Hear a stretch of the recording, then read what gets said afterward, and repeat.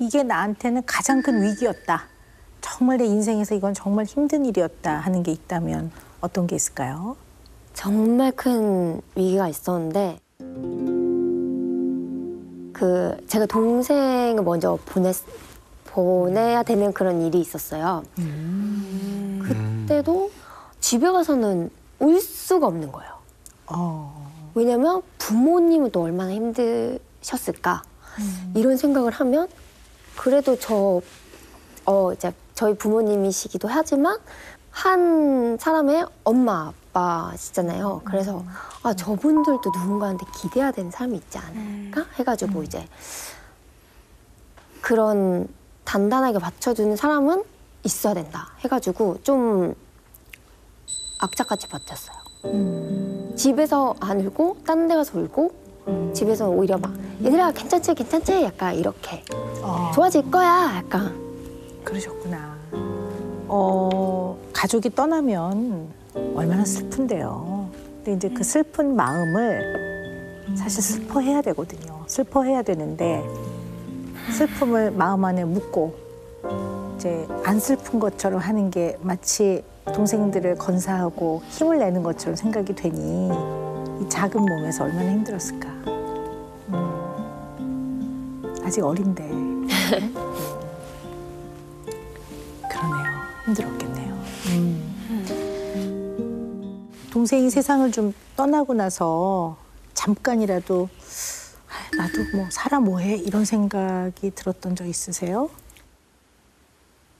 그 이후로는 자주 들었어요.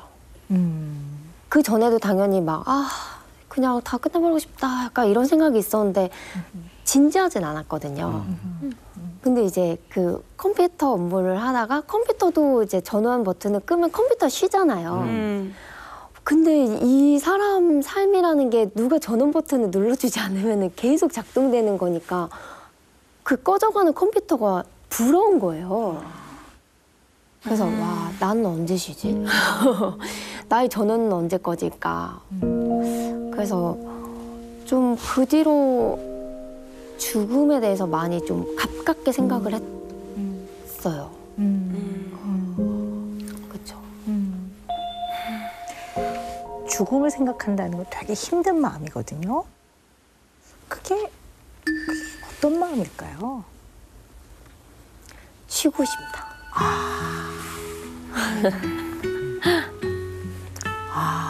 너무 무서운 말이네요. 생각해보니까.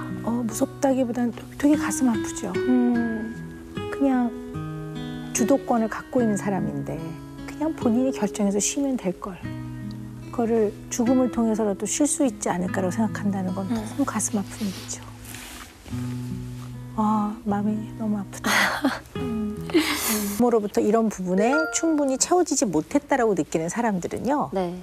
어릴 때 부모한테 듣고 싶었던 말을 잘 생각해보고 자기가 자기한테 해주는 게 되게 도움이 많이 됩니다. 네. 그래서 우리 보라 씨는 한번 생각해볼까요? 어릴 때 부모님한테 무슨 얘기를 듣고 싶었는지, 어떤 말을 듣고 싶으셨는지. 저는 그 얘기를 진짜 듣고 싶었어요. 잘했다. 수고했다. 수고했다. 이 얘기를 진짜 듣고 싶었어요. 머리로는 알죠. 엄마도 나를 자랑스러워할 거야. 엄마도 내가 잘했다고 생각할 거야. 그 머리로는 알지만 그 말을 귀로 직접 들었을 때에 마음이 채워지는 부분이 있거든요. 큰딸 보라야, 잘했어. 역시 너야. 이런 말을 아마 듣고 싶으셨을 거예요. 네. 엄마가 의지할 사람 너밖에 없어. 너 때문에 엄마가 진짜 마음이 편안하다. 고맙다. 언제나 잘 노력해줘서 고마워. 이런 얘기를 아마 듣고 싶으셨을 거예요. 네.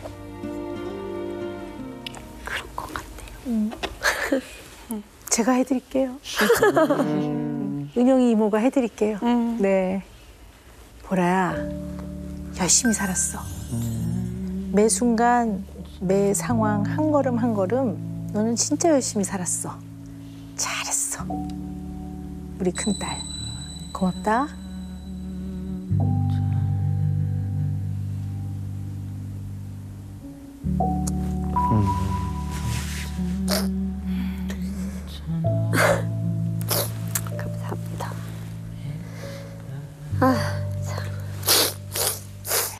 일반 훈련이 힘든 것보다도 비교가 안 되는 정신적인 힘듦이 있었어요. 그러니까 그 따돌림이 진짜 힘들고 그러니까는 이제 엄마가 한번 러시아로 온 적이 있었어요. 네, 저를 보러 왔었는데 제가 마치 좀 실어증처럼 운동만 갔다 엄마랑 얘기를 안 하는 거예요. 그러니까 이제 그날 운동 가서도 따돌림이 있었고 뭔가 불편한 게 있었는데 오늘 어땠어? 그럼 말을 안 해요, 제가. 그러니까 그게 이제 몇 달이 흘렀어요. 그렇게 쭉 엄마랑 말도 안 하고 엄마는 그냥 계속 기다리고 있고 이제 그랑프리 무슨 대회 처음으로 뭐 상금이라는 걸 한번 받아봤었어요. 파이널에 들어가서.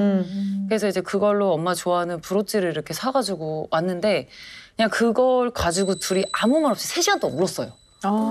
네, 그러니까 그냥 좀 서툴었던 것 같아요. 울다 약간 이런 게 너무 힘든 게 처음이기도 하고 뭔가 말을 한다고 나아질 것 같지가 않아가지고 그냥 말을 좀 안 했던 것 같아요. 네.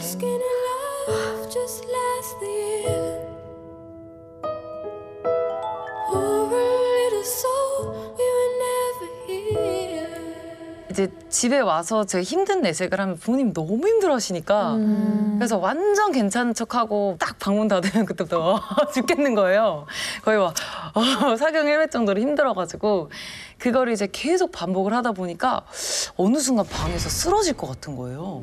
너무 어지럽고 막 팽팽 돌고 막 빙글빙글 돌고 막 이런 증상이 계속되면서 그게 밖에서도 오는 거예요. 막 밀폐된데 막 이런 데에서도 막 정신과를 제가 한번 가봤는데 거기서도 이제 막 그 500몇십 문항 되는 거 막 풀고 이렇게 해가지고 갔더니 공황이라는 거예요. 근데 그게 되게 오래 참았대요.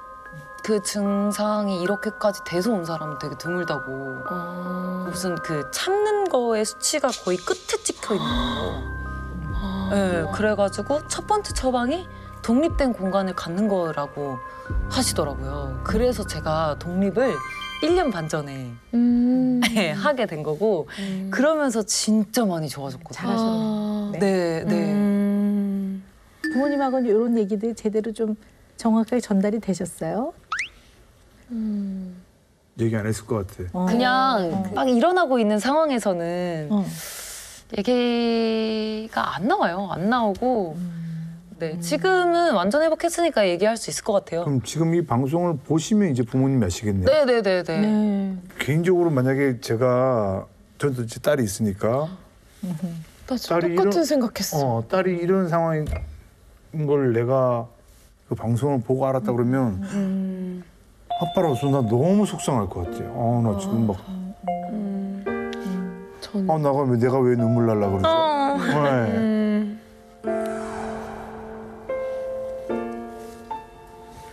가족은 각자의 자리에서 자기가 그냥 감당해야 될 몫이 있거든요. 근데 그 네. 감당해야 될 몫이라는 게 혼자 꿋꿋이 버티라는 게 아니라 부모와 자식 간의 관계에서는 나이가 몇 살이든 간에 부모는 부모로서 역할과 몫이 있고 또 자식은 자식으로서 역할과 몫이 있거든요. 네. 근데 이 몫으로 엄마가 힘들어할까 봐 수지 씨가 전혀 얘기를 안 하는 거는 그게 어떻게 보면 어머니를 조금 더 힘들게 하는 면이 있을 수도 있다는 얘기죠. 사람마다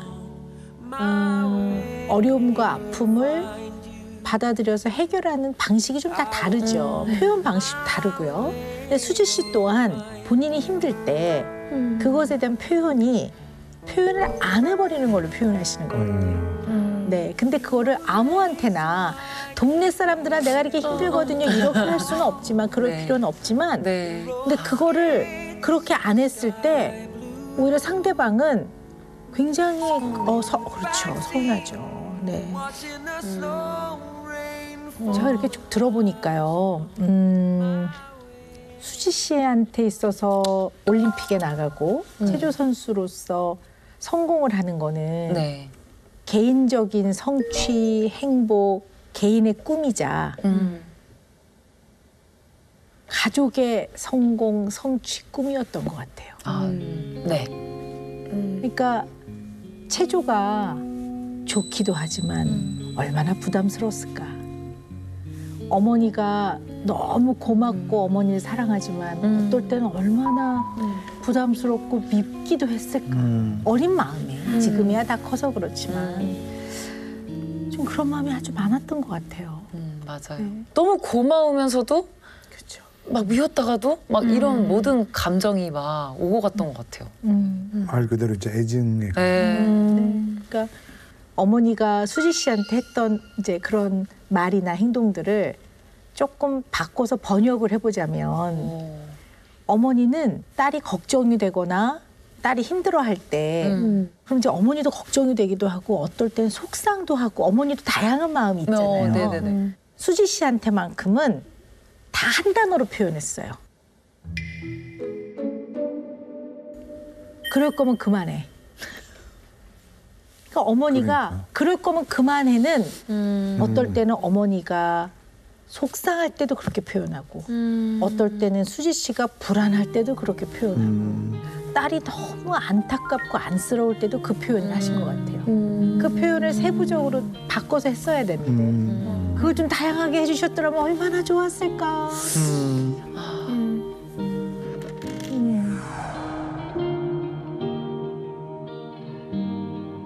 아이고.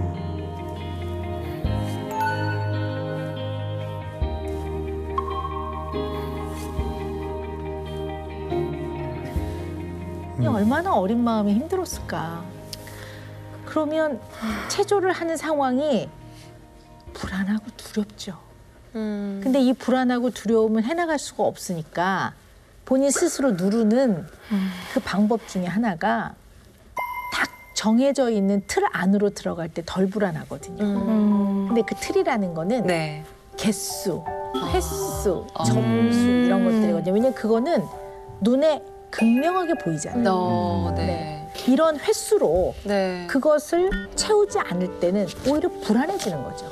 그러니까 몸이 막 정말 너무 아프고 힘들어도 그 100번을 채워야지만 마음의 안정감이 오니까 눈에 가시적으로 보이는 그런 수료증을 따느냐 아니냐로 본인의 이제 삶의 목표를 자꾸 잡았던 것 같아요. 네.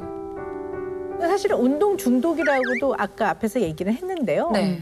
이 운동을 해야 되는 횟수를 채우거나 시간을 채우는 것도 약간 강박이라고 보는 거죠. 그걸 딱 채우지 않으면 이제 책도 키높이로 가서 딱 채우지 않으면 네 굉장히 그게 자꾸 머릿속에 떠오르고 누워도 기어이 아무리 힘들어도 그걸 일어나서 끼우고 눕는 게 낫듯이 운동도 몸이 부서져라 해도 결국은 채우고 넘어가야 되는 거니까 일종의 약간 강박. 네. 그냥 이렇게 이렇게 대자로 좀 누워서 쉬신 적 있으세요?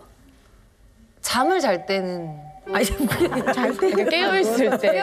네. 있을 때. 아니요.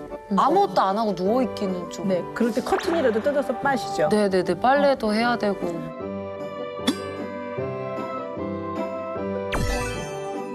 우리 수지 씨는 너무 열심히 사시는 분이시라서요. 너무를 좀 빼야 될 것 같아요. 열심히 살아야 돼요. 근데 너무를 빼는데요.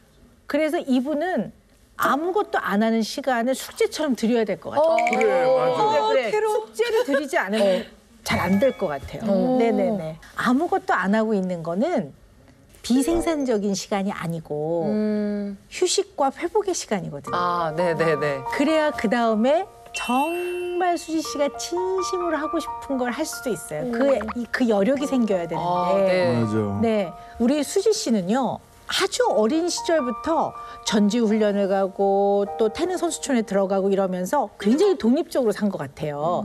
근데 진정한 독립은 아니었던 것 같아요. 몸은 떨어져 있지만 언제나 마음의 끈은 가족에게 꽉 얽혀서 맞아. 그 부담과 또 부담을 안 주려고 해야 될 말도 못하고 마음이 복잡했어요.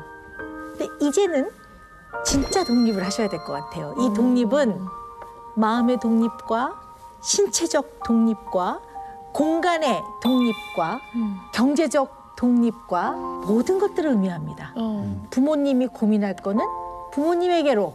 수지 씨는 수지 씨만의 인생을 잘 생각해 보면서 앞으로 나가는 게 진짜 독립입니다. 이걸 아마 프로그램을 보실 많은 이 시대에 독립한 아들, 딸들 우리 모두에게 도움이 될 것 같아요.